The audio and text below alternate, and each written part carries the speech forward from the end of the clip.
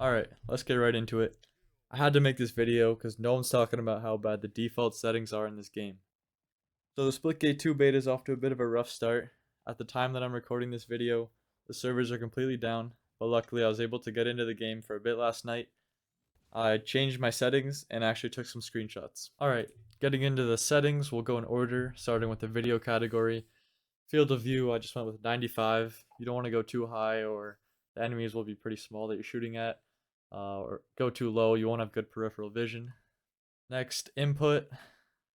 Keep in mind I haven't actually tested any of this out because I haven't been able to get into a game this beta yet, but I went with 1010. And then I remember Splitgate 1, I would always put the zoom sensitivity multiplier all the way, so I maxed it out. The dead zones I lowered. Depends on how new your controller is and whether or not you have stick drift. Response curve, I'm going with linear. And then I kept everything default until auto sprint I turned on, auto jetpack off, and vibration off, because vibration can mess with your aim. Next, in the audio settings, you want to have master volume and gameplay volume all the way up.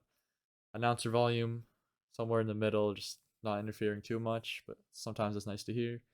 And the music I turned off because I'm usually listening to Spotify. Hit marker audio, I went with classic. So for the gameplay, I went with enable blood off.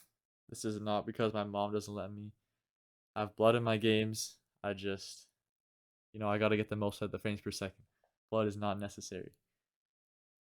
Now, smart portal swapping, definitely turn this one off.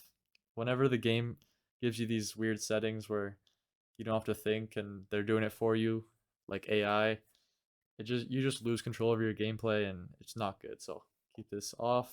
Okay, moving on to the controller bindings. This is where the video gets a little controversial, but just hear me out. There's reasoning behind each of these choices. So, as you can see, I have jump as L1. Because Splitgate's a jetpacking game, this lets me jump in midair holding L1, and while my right thumb is on the analog stick, just focusing on aiming. If I had default controls, my thumb would have to switch between X to jump and the right analog stick. So this lets me aim seamlessly. I was doing this in Splitgate 1, as you can see, and here's a clip to show you how it helps you in gunfights. Double kill. Triple kill. Kill light as So as you can see, I was getting shot in the back, but I was able to jump up high, make the enemy lose sight of me, all while turning around, aiming, and winning the gunfight. And because jump is L1, create portal left is X. So those two just swapped. And along the same lines, create portal right is circle, while crouch, toggle, is R1. You'll get used to it. It sounds weird at first, but you'll get used to it. So yeah, I don't have anything binded to create portal alternating. That's a new setting in Splitgate 2. Just like smart portaling or whatever we looked at the beginning of the video, it's not good.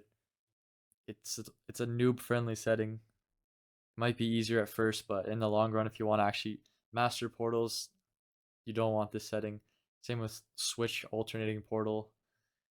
Just have create portal left, create portal right. And moving on to the next set of these settings. Same thing with close portal both. Don't even have it bind to anything. You want to be able to close each of your portals separately. So as you can see, I have down pad for close portal left and right D-pad, I guess that's what you call it. Right D-pad for close portal right. So you'll remember that my create portal left is X. So along the same lines, close portal left is down D-pad. My create portal right was circle, so my close portal right is right on the D-pad. See how it kind of makes sense?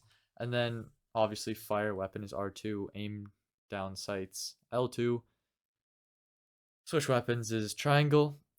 So I'm going to show you a clip that demonstrates exactly why you want full control over your portals. Like I said, you don't want the game to be alternating them for you. You want to be able to close and open each portal one at a time.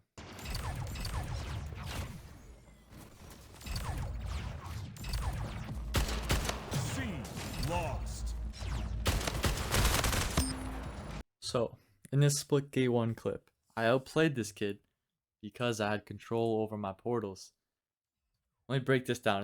It's kind of confusing if you don't understand the portal mechanic too well, but I'm always keeping one portal open. So I was only closing one of my portals, which allowed me to quickly place a new portal and basically reopen the portal where this guy was still standing. So on his screen, the portal closed. And he was like, damn, that guy got away. And then I quickly reopen it. I like to call that move the double back. I don't know if it has a name. So I just quickly double backed him. Oh, here I am again. Killed him. Just like that. So, anyways, you need control over your portals. Don't use these dumb new settings. And now, let's quickly finish the video looking at the rest of the settings. Like I said, fire weapon, aim, switch weapon, just like any FPS shooter. I have use equipment as my top up D-pad. And then these faction abilities are new. I haven't actually tried them out, but I just kept it as, I guess I have it empty right now. I think I had this as L1 R1. So the faction ability is pressing L1 and R1 at the same time. And then I have melee R3, reload, square, inspect weapon, L3 because I have auto sprint on, pings, left on the D-pad, and scoreboard, touchpad. So those might be cooked.